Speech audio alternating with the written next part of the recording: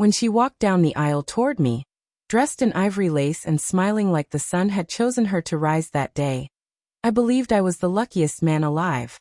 For 5 years we dated, slow, patient, respectful. She always said she wanted to wait until marriage.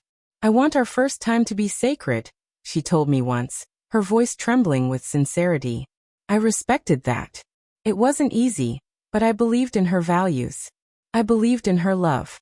We spent evenings talking about the home we'd build, the children we'd raise, the kind of life that would be built not just on passion but on trust. So when we finally got married, and the wedding celebrations faded into the quiet of our honeymoon suite, I was nervous, but excited. I reached for her hand that night, and she pulled it away gently. "Let's just sleep tonight," she whispered, curling away from me. I didn't press. I thought maybe she was tired. It had been a long day. 1 day became 3. 3 became 2 weeks. Then months. The rejection started piling up, dressed in soft excuses. "I'm tired. I'm not feeling like myself. It's not a good time." Eventually, she stopped explaining altogether. I tried to be patient. I bought books on intimacy. I suggested therapy. I even asked if she had trauma she hadn't shared, something we could work through together. But every time she snapped, "My body, my choice. Don't pressure me." And the thing is, she wasn't wrong. Her body was hers. But what she refused to see was that our marriage was ours, and intimacy wasn't a demand. It was a language, a bridge between hearts. One that she had set on fire and refused to rebuild. I found myself becoming a ghost in my own home. I'd come back from work to find her scrolling through her phone on the couch, barely looking up. The bed became just another piece of furniture we happened to share. I tried initiating affection, not sex, just warmth. A kiss on the forehead. A brush of her arm. But each time she'd recoil, like I was violating her by loving her. After a year of this, I stopped trying. Something in me withered. And in that silence, in that cold, polite, dead atmosphere we called marriage, I started planning the one thing she never saw coming. I didn't cheat on her. I need to make that clear. What I did wasn't about revenge in the physical sense. It was something deeper, a reclamation of my dignity. I started going to the gym again, not out of vanity, but survival. The man I saw in the mirror had become a stranger. Dull eyes, slumped shoulders, hollowed out by rejection that had never even been acknowledged. I poured my pain into the weights, into quiet discipline, into becoming someone I could respect again. Slowly, people at work started noticing. The receptionist smiled longer. Clients complimented me. I didn't flirt back, but I saw the glances, and they reminded me I was still visible, still worthy of touch, still human. At home, she didn't notice any of it. She was too busy binge-watching shows about relationships. She wasn't willing to participate in herself. We hadn't had a date night in over a year. She stopped asking me about my day. Conversations died between us like leaves in a drought, brittle, shallow, and forgotten.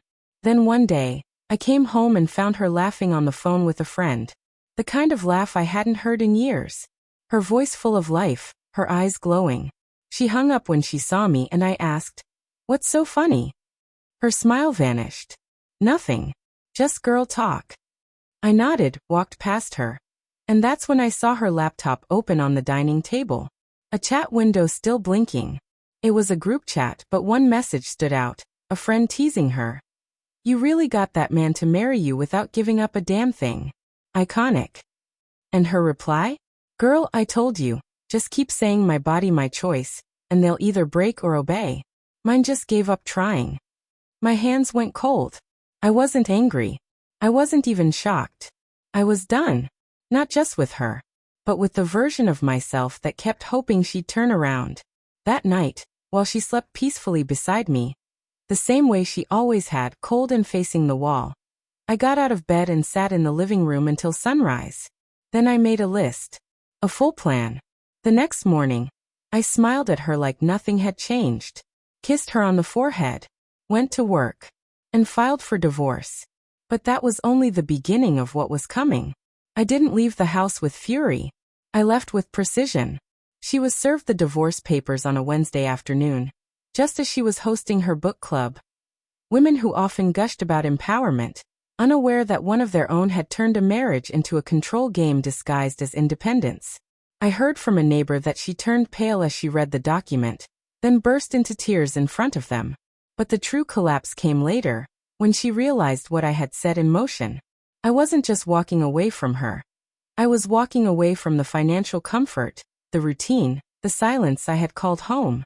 I had already moved into a friend's guest house, transferred the joint savings account to my name, legally, since I had been the sole contributor for 5 years, canceled all the subscriptions I paid for, from her skincare boxes to the Pilates app she barely used. I had written a carefully worded letter to her parents, the ones who adored me, explaining everything with calm honesty. I didn't weaponize her refusal. I exposed the emotional abandonment. They were heartbroken. Not at me. At her. She called me the next night.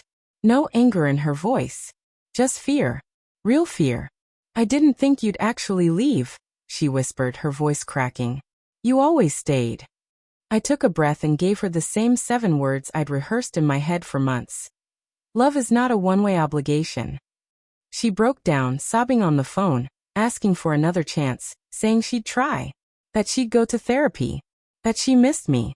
But I'd waited too long for those words, and now they sounded like desperation, not love. She hadn't just refused my touch. She had refused my heart, my needs, my presence. And she only saw my value when it was walking away from her. I didn't yell.